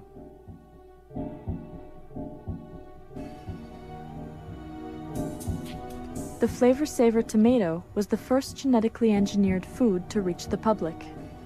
Calgene, the corporation that produced the tomato, had done 3 voluntary feeding studies on rats and found lesions in some of the rats' stomachs. Over the objections of several government scientists, the tomatoes were approved in May 1994. The Flavor Saver tomato didn't hold up in shipping, and consumers didn't like it, so it was taken off the market. The first time many Americans became aware that genetically modified foods were part of their everyday diet was in the year 2001. Last fall, during lunch with co-workers, Grace Booth enjoyed 3 chicken enchiladas. The food, she recalls, was very good, but then something went very wrong. I felt my chest getting tight, and it was hard to breathe. She didn't know, but she was going into shock. What are you thinking at this point? I thought, oh my God, what is happening to me? What is going on? Something is very, very wrong. I felt like I was going to die. In the emergency room in nearby Oakland, the diagnosis was severe allergic reaction. And from here, Grace Booth's story reached official Washington. At the time, the national corn market was in an uproar. Starlink, a gene-modified corn not approved for human food, had been found in taco shells, and recalls were emptying the shelves of corn products. The fear was possible allergic reactions. If I want a bowl of cornflakes, I want to know that it's safe to eat a bowl of cornflakes. Do you feel that level of safety right now? Absolutely not. It is almost inevitable that there have been thousands of people that have had from a very mild to perhaps serious allergic reaction to Starlink, you know.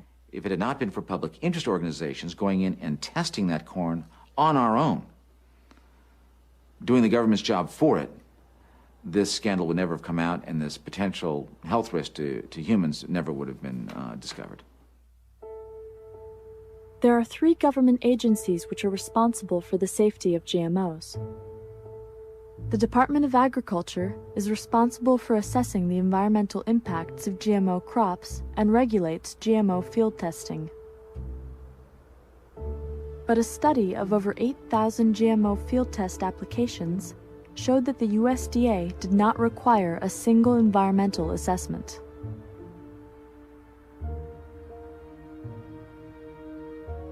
The Environmental Protection Agency regulates insecticides.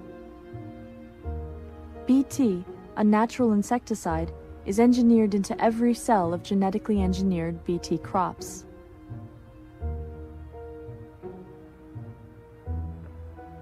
The Food and Drug Administration is responsible for food safety. Any novel substance in food must be tested. When the biotech companies went to get regulatory approval, they did so on the basis that what they were doing was substantially equivalent, was the term which was being used, substantially equivalent to classical breeding practices, and therefore it should not be regulated in any way. At the same time, however, companies have insisted on patenting their products, and in order to get a patent, it has to be different than anything else. So on the one hand, we're saying it's very different because we don't want to patent it. On the other hand, it's substantially equivalent, so don't bug us with regulation. Substantial equivalency is obviously nonsense. These, at the cellular level, again, these foods have bacteria, viruses, new genetic constructs that no other foods ever had in history. They're clearly not equivalent. Since GMOs were considered substantially equivalent to regular food, they fall into the GRAS, or Generally Recognized as Safe category, and the government does not require testing or labeling.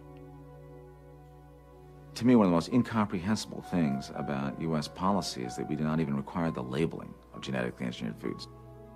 Many of those GMOs are in the form of corn syrup and soy lecithin. In 2002, a concerned mother in Oregon put a couple $1,000s into an initiative to label GMOs. How can we trust the same multinational corporations that told us that PCBs, DDT, and dioxin are safe? They don't even want us to know what it is that we're eating. The FDA ignored their own scientists' warnings about the dangers of genetically engineered foods. This is our children's future we're talking about. Let's join 25 other countries that require labeling. It doesn't cost their farmers or consumers anymore. Vote yes on 27. Let's label genetically engineered foods. The measure was defeated by the $4.6 million industry campaign that features a farmer who resembles the mother. The last thing we need is more government red tape, more bureaucracy, and higher costs. But that's exactly what Oregon farmers, consumers, and taxpayers would get if Measure 27 passes. Poll after poll has revealed that 80 to 90% of Americans want GMO food labeled. But the Genetically Engineered Food Right to Know Act that Representative Kucinich, Senator Boxer, and others have introduced every year since 1999 is still waiting to be voted on by Congress. The public in Europe has reacted with anger and concern at the idea that genetically engineered food products will be on their supermarket shelves. The latest polls showed at least 75% of the European public do not want genetically engineered food. In response to demand from their citizens, all 15 countries of the European Union adopted rules requiring the labeling of genetically engineered food. But I think there's a very good reason why the corporations have fought so hard against this labeling. It isn't just about consumer choice. Without labeling, there's no real traceability for the health effects of genetically engineered foods. If you're a mother and you're feeding your baby infant formula, and it's not labeled as genetically engineered with soy, for example, and your child has a toxic or allergic reaction, there's no way you're going to know that that was caused by genetic engineering because it's not on the label. If, however, it is on the label, then you can say, you know what, maybe that contributed to this response in my child. You go to your doctor records it, and there's traceability, and we can begin to get a database on the health effects. And of course, once that database is created, then we have liability to the corporations. So they're opposing labeling, not just because it creates choice and they're afraid that their products will not be bought, but also because labeling is the key way we can trace the health effects of genetically engineered foods and the key way to get the corporations liable for these health effects.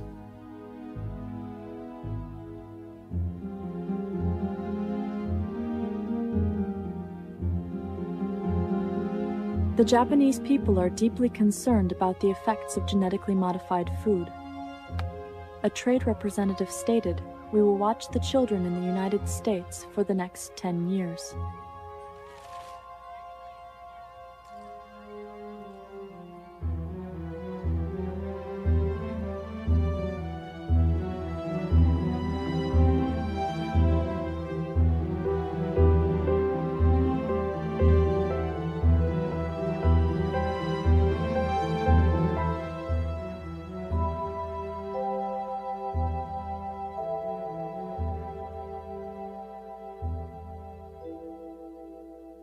In addition to claiming these products were safe, the biotech industry claimed they would increase yield. Advances in biotechnology can help us produce more food on land we already cultivate or on land that's currently unsuitable for farming. Monsanto submitted a regulatory package to both the FDA and the EPA for Roundup Ready soybeans, the first really big commercial crop. It's really very curious, how shallow actually the science was. They didn't look at routine stresses, drought, plant pathogens, other things that, soybean plants deal with in the environment. In the year 2000, a team of scientists based at the University of Arkansas documented decreases in the size of the root system. And under droughty conditions, these reductions were 25%.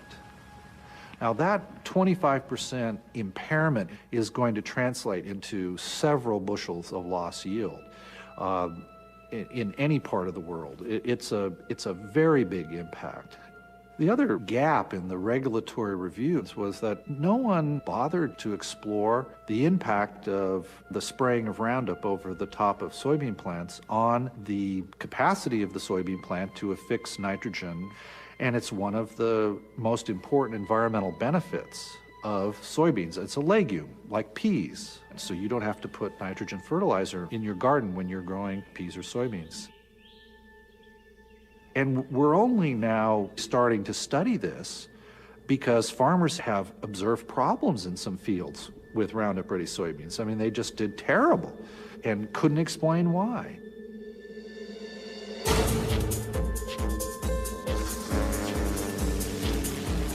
One of the biggest threats to yield comes from superweeds, weeds that have become resistant to herbicides like Roundup.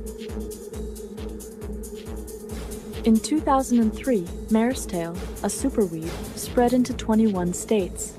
Now farmers have to use dangerous chemicals such as 2,4-D, which is similar to Agent Orange and has been proven to cause birth defects. Instead of spraying less, they are spraying more.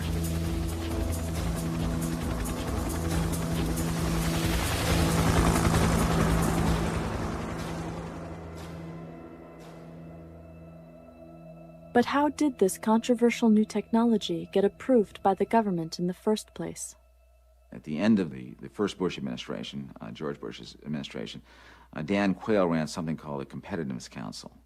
We will ensure that biotech products will receive the same oversight as other products, instead of being hampered by unnecessary regulation. What Quayle's council recommended is that there be no regulation, at all for these foods. This outraged FDA scientists. There is voluminous documentation showing that FDA scientists said this food needs to be tested. This food can be toxic. This food can create new allergens. The genetic engineering process, the cell invasion technique that is genetic engineering, can lower nutrition. It can create immune problems in laboratory animals. All these things need to be tested, much less the environmental effects. But Dan Quayle and his council said, no way. We want to be the first in the world to market this food. FDA still said no. So what do? They brought in a deputy commissioner for food policy, a man named Michael Taylor. Michael Taylor used to work at King & Spalding as Monsanto's senior counsel there. He had written up the industry regulations, which were basically no regulations, and of course, he allowed this no regulation policy to become official U.S. policy in 1992.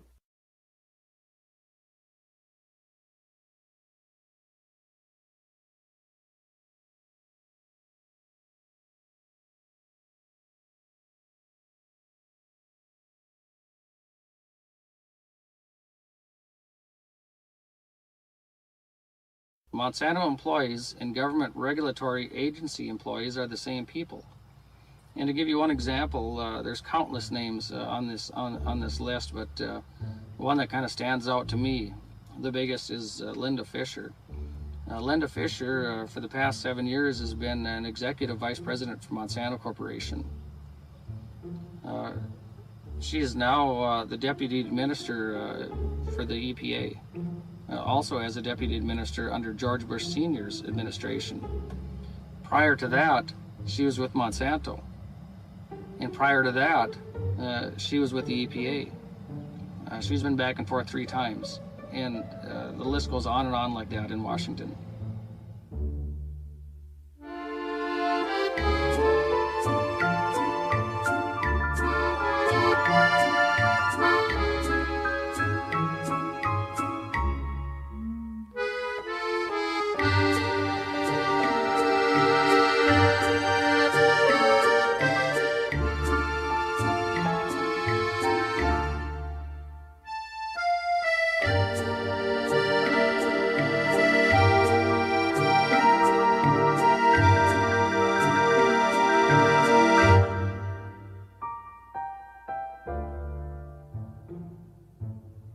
I have written a letter to our Attorney General, John Ashcroft, and I begged him for help with this monumental crisis that farmers are facing and we're facing. His response was that it is not their policy to get involved in private litigation matters. I have since learned that Mr. John Ashcroft has submitted a brief to the U.S. Supreme Court regarding a similar patent infringement case to be heard in October. He preyed upon the Supreme Court to uphold these new plant patents to protect the corporations that own the patents. Upon learning this, I also learned that Mr. Ashcroft had received the largest campaign contribution that Monsanto gave any 2000 political candidate in his failed bid for Senate re-election.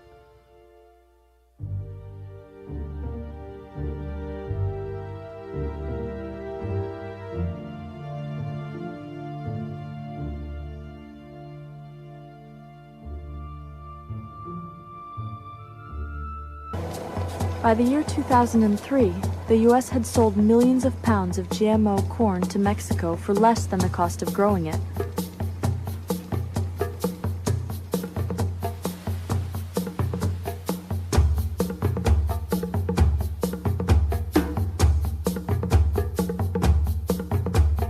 Around the world, resistance was mounting against the U.S. exported genetically modified crops.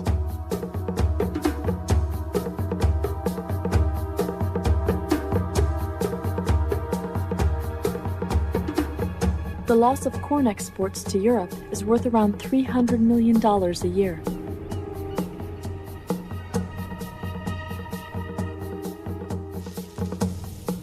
This has only compounded the farm crisis in North America. On the one side of the farmer, there's the oil and natural gas companies and fertilizer companies, seed and chemical and machinery companies and banks. And then the farmer is literally in the middle of an agri-food chain. Downstream, there's processors, railways, grain companies, restaurants, packers, etc. And what's happened in that chain is each link, with the exception of the farm link, is being dominated by fewer and fewer, larger and larger corporations. Those huge corporations that face little competition are able to extract extremely large revenues and profits out of that chain and leave very little for the family farmers. And what the family farmers do get is quickly snatched away by chemical and seed and fertilizer companies who themselves have tremendous market power. My family has been enduring a living hell since this began.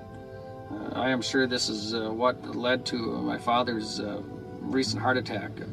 He has been physically and emotionally shattered since this began. It has been heart-wrenching to watch our reputations be destroyed in our own community over something we did not do.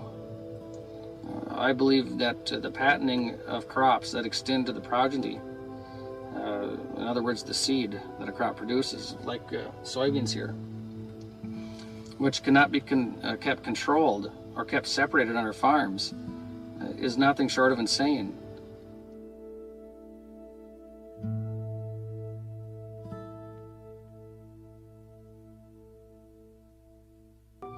What Monsanto told our legislature here in North Dakota was that if they attempted to put a moratorium on the introduction of this wheat, that one, they would pull all of their research dollars out of our state and our universities, which I quite frankly was very happy to hear, and two, they would file a lawsuit against the state of North Dakota for anti-commerce.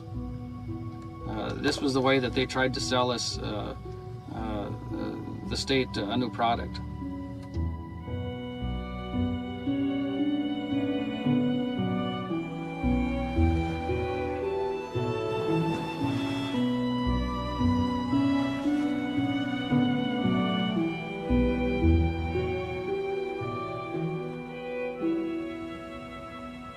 In the past, there were public institutions that supplied the farmers objective analysis of new technologies.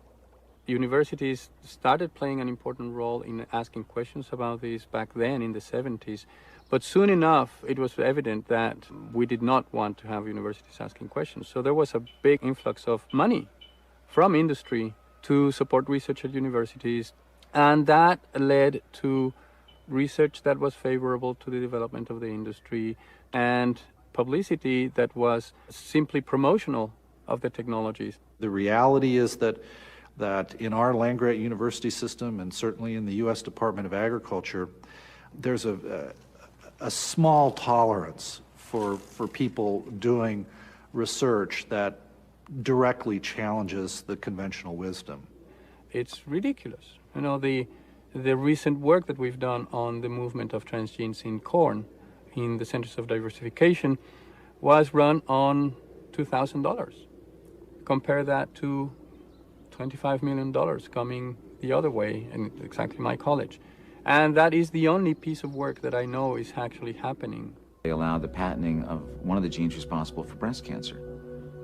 And many researchers who'd been working on a cure for breast cancer were no longer allowed to use that gene in their research because another company had patented it and charged them very, very high fees.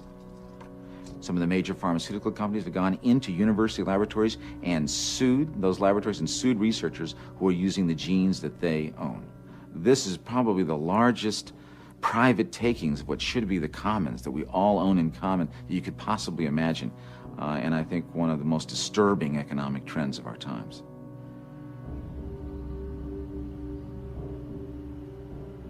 While biotech companies take over on an intellectual level, and genetic engineering takes over on a cellular level, multinational corporations are taking over worldwide by consolidating our food supply. A combination of Kraft and Nabisco creates a real global leader in the food industry. Scale is a real advantage in this industry. As Kraft has proven, it increases both efficiency and effectiveness The average citizen doesn't really understand both the momentum and the extent to which consolidation is taking place in our whole food and agriculture system. Just to give you a couple of examples, 80% of our beef products now are being processed by just 4 companies. In seed companies, the vast majority of the seed that farmers plant now comes from just 4 clusters of companies. And what's even more worrisome now is in the last decade, that same kind of concentration has been taking place in the retail sector. And Heffernan now projects that in the next 10 years, all of the food in the retail level in the world will be controlled by 6 retail firms, only one of which will be American, and that's Walmart. Now that means that increasingly, we're not going to have any choice about what's on the shelves in our supermarkets. What's going to be there is what some broker in a consolidated firm decides is going to return the largest profit.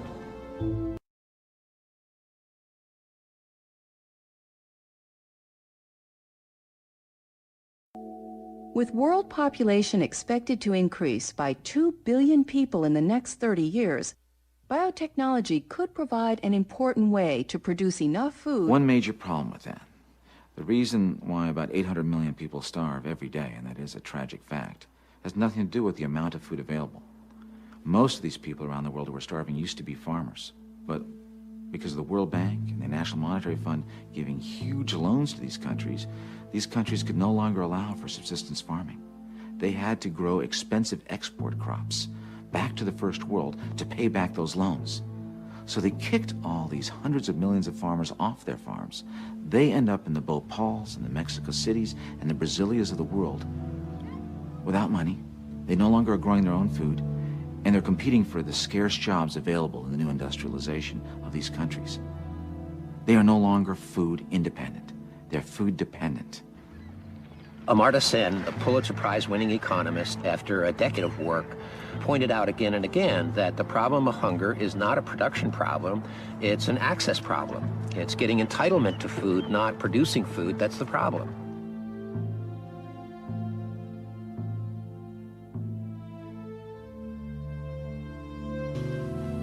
The resistance to globalization is that it stems from the insights of some people that, you know, the corporations, they want to be able to go in and make the money, but they don't want responsibility when things don't work out. One of the most ironic parts of the fact that the biotechnology industry is saying that it's going to feed the world is that it has created a new technology called Terminator technology. And this technology is basically a suicide gene that's put into crops, so after one planting, they commit suicide. You cannot save the seed because the seed then is sterile. It will lead to no crops in the next season. There's 15 patents by first world companies on this suicide technology.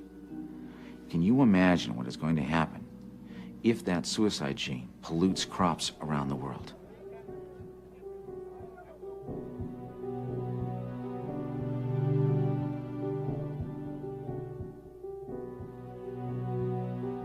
A few years earlier, a lot of people were saying, well, won't these technologies outcross into all species? And the promoters said, no, there will be no outcrossing. And then just in a few short years, they were back saying, well, okay, there is outcrossing, but now we have a new technology that'll help deal with that. And this, of course, raises the question, well, what about outcrossing of the Terminator gene? They are also developing trader technology so that a farmer has to spray his field with a proprietary chemical in order for seeds to germinate and grow. We have the potential of ending up with green deserts where you don't see the difference. You know, the environment will continue to be green, but it is being transformed from inside. And when that cracks, when that monoculture breaks down, it's going to be very massive.